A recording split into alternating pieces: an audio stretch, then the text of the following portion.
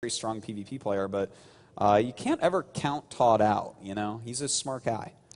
And there we did have Forsen on screen. He was actually, it was in the Stockholm event last year, actually, where Forsen was put in a group of death in the second group stage, and it was on a repeat cycle where there was rematches played over and over. Each player was beating each other. It went on for quite a long time, and unfortunately he fell short versus Hyun at the end of the time there. But we'll see how we can do here in the first Dreamhack of 2013. Yeah. It's going to be an exciting one.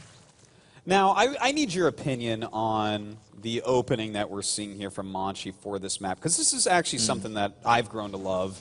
You know, if you find a map that's a little bit harder in PvZ, I like Gateway Expands. What do you think? I actually have played quite a lot with Gateway Expands. I like to mix them in. I don't like to have it as a standard play. The mixing them in, though, it's much more difficult for the Zerg player to play against, I feel, because it's very unpredictable in what it could be.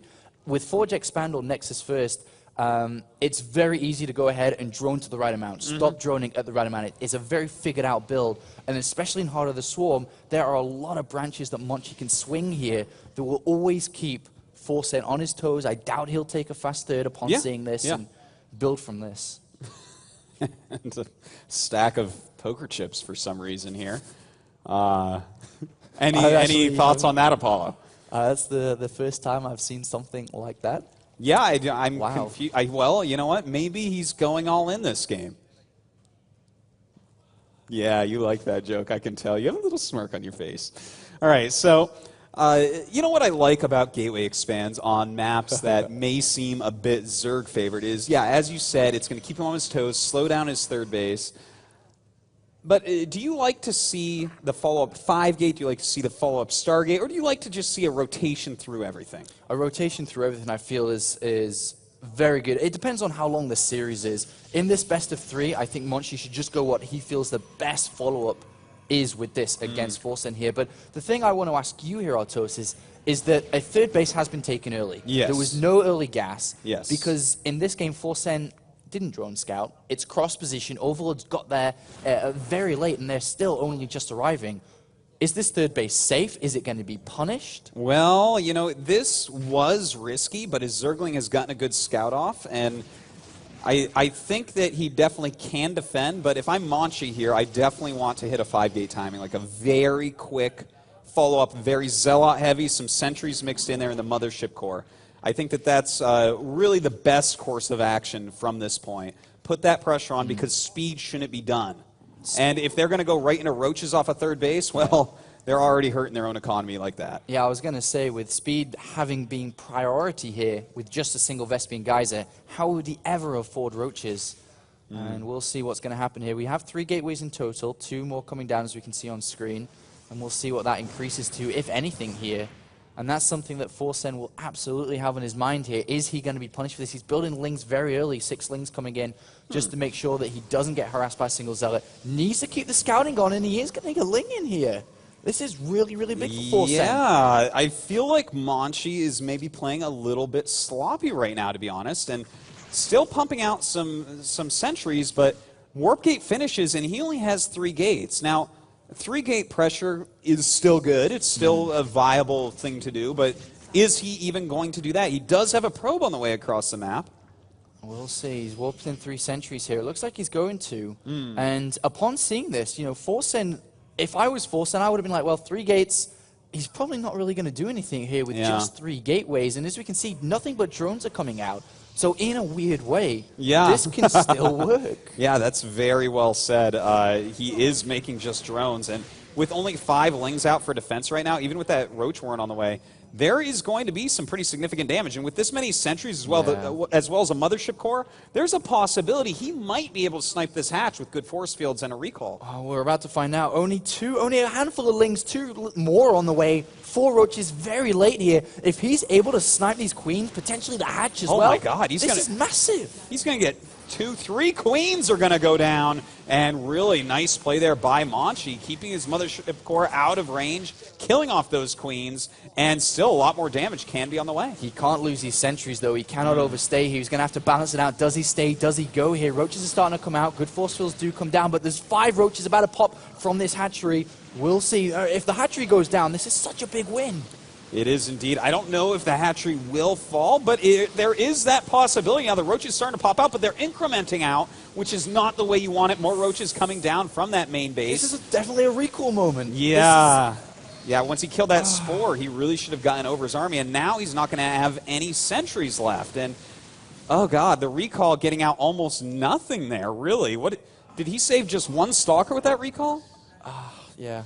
That's a bit rough, man. I mean, it started really well, but the key was the balance of how much damage do I do to how much do I lose, and he definitely overstayed, definitely lost too much for the damage. I mean, if you were weighing up the 3 queens lost, a couple of drones he lost on there as well, to losing all the sentries and everything, was that a big loss, a small loss? I have to say, if I'm Forsen, I'm happy. From here, the roaches are going to keep him in his base for a bit. You can re-drone up, maybe get to your Hydralisk tech. What you have to watch out for is the possibility of a follow-up all-in, which could just be, 5-gate Blink Stalker, 6-gate Blink Stalker, something like that. That's very smart, because we do have the Twilight Council coming down. There's no Robotics Bay, which would be the usual follow-up, looking to take a third. And Immortal is coming out here as well. But as you said, great pressure from these roaches, keeping him back. And the important fact here for Forsen is, all right, I'm at 47 drones. Let's just push it up to 55, 60. Yeah. And if he doesn't take a third, all I'm going to do is build a lot of units. Exactly. No one could have said it better than that, Apollo. That is exactly the mindset that he has to have right now. He has forced Monchi into this very tough choice. And the thing is, even if he gets up to that 55 to 65 drone count and just constantly makes units, and Monchi takes a third, the thing is, he's going to be a little bit ahead as far as economy goes, and he can still go over there and put on a lot of pressure because the third base is so hard to take on this map. It's the perfect way to counter anything Monchi can do here. With Monchi's decision here, and it looks like he will try to take a third base shortly. I mean, he's at 60 probes. He has stopped for now. I think he should be taking his third. Do you feel that Immortal Blink is a better option for him here with good force fields, considering he lost a lot of sentries, rather than trying to go up to Colossus? There's just not enough gas in 2 bases to really get to where I think he wants to be. And the thing is about the Blink Stalker Immortal Sentry type of play as opposed to Colossus, if we just see constant units coming out of our Zerg player, if Forsen just comes in from 2-3 angles, he's not going to hold. He doesn't have enough sentries. No way, no how is he going to hold with only 4 sentries. There's a timing window here for Monchi that he needs to get to, and that's going to be the Colossus here with the amount of Hydralisks that are coming out. Luckily for him, speed is not being researched, but I wonder if he's going to wait for that or whether he's going to sit back, because the Hydras are being made in massive amounts. Yeah. If he gets in there before Colossus is done, he's not holding. If he gets in there, if he gets in there before there's 2 Colossus out, I would say. I cannot see, if he spreads well, Monchi holding that, right? I mean, Monchi is doing a great job making a high Immortal count, which is really nice. But still, there's just the amount of surface area available around that third base is really, really hard to hold. This is a one-way road here, Autosis. These Hydras don't have speed. They're not looking to go back. They're looking There's for no a kill. retreat here. And they're going to, I mean, these units have +2. They have Blink. There are force fields. There are, and those are some pretty nice force fields so far. He's going to kill off quite a few units. Has to pull those Zealots back. You literally don't want to lose a single unit in this situation, if possible. Photon Overcharge is going to have to be used on this Nexus. He's going to have to time it well. Every second is crucial. The first Colossus is seconds away from coming out. He really doesn't want to be out too far in the open. Great time warp, great force fields.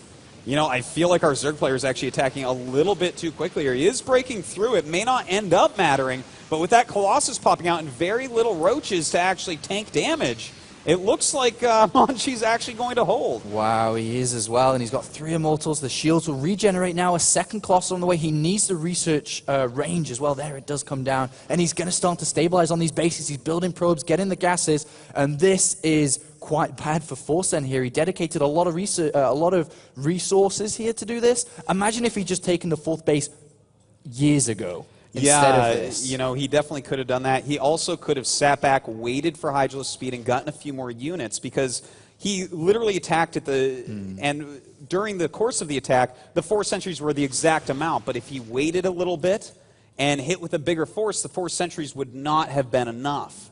So I think that that was definitely a big issue here as well. And this game is, I have to say, heavily swung in favor of Monchi, I feel. When +3 attack is done, when range is done, and keeps on warping in units, sorry, he's got a very strong army. There come the extra gateways to do that very thing. And he's going to go. He will go, I feel, very shortly. He's completely aware of what's going on. That was a layer tech push that was a little bit too soon. And because there were so many units lost for Forsen, the counter push should be able to kill him as long as he actually hits his pylons and hits his warp-ins. And a similar game to previous, we have the melee coming in. We're looking for a switch over to potential Banelings, Ultralisk once again. And this is the weakest point for Forsen. And then combine it with the fact that Monchi's probably going to be looking to go out and kill him soon. This is not looking good for the Swedish player. Yeah, you know, it's kind of interesting. This mirrors our last game where Monchi had really the great start and then got behind by some questionable lacking of attacks, whereas this game, it was kind of questionable the actual attack timing for the Zerg, who got ahead in the early game, and now he's behind and looking like he's going to die. We'll see how it's going to end, though. Yeah, I think it's not going to end well for our Zerg player, though. Look at this army. Oh, my God. That's a very scary army. The Ling Hydra Roach, Zergling Hydra Roach, should I say, they don't have what it takes to beat this down. They're not going to get close enough to the Colossus. There's a good amount of force fields. The Immortals with +3 attack here, and there's a lot of them, too. This army is almost untouchable in this game, unfortunately. No, this is a killer army for this state of the game, and in fact, he's going to move forward. He has a lot of force fields, no way to go in there and actually engage this army, trying to come from behind. Good idea here from Forsen, but now he's 3 base versus 3 base. Yes, 3 base versus 3 base, and we're about to see this army cut in half with good force fields. Monchi needs to take his time. Time Warp should come down. There it is. And then force fields will just clean up the rest here. The Colossus and the Immortals doing way, way too much damage. Oh, God. And the force fields, by far good enough. A big blink over to that side. And I think we're going to be seeing GG relatively soon here. There is nothing left for Forsen to do. Yeah, nothing left at all apart from typing in GG and leaving this game. Good game. Monchi is victorious. And we are tied up here in this first best of 3 of the day. Yeah. Well,